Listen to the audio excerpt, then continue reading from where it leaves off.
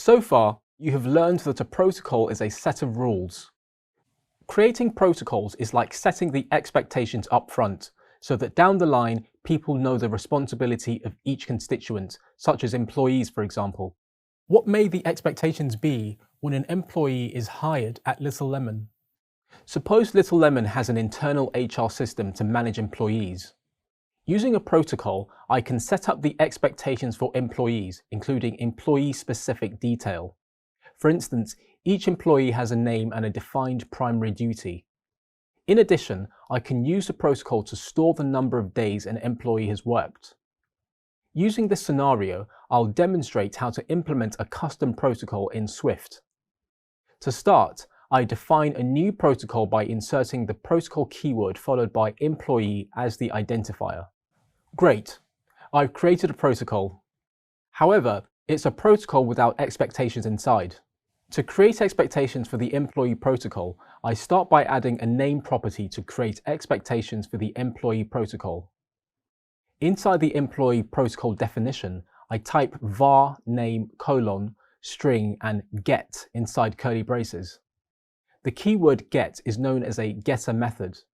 It means that the property is allowed to be read.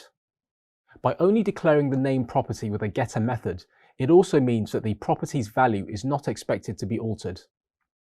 I have declared that an employee must have a name property that can only be read and not written to. Now I want to add a property to hold the number of days an individual has been employed. This might come in handy to celebrate employee work anniversaries. I type var days working : int and get set in curly braces inside the employee protocol definition. In addition to the getter method, I have a set keyword in the property declaration.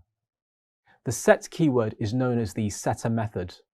The setter method declares that the property value is allowed to be altered. With the getter and setter methods declared, the days working property can be read and written to.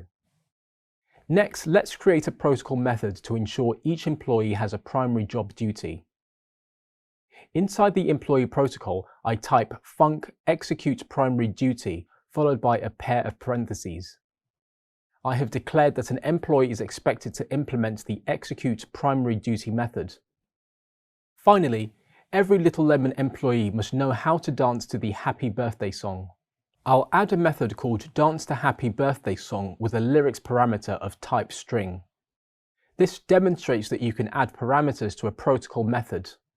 This video taught you how to create a custom protocol with properties and methods.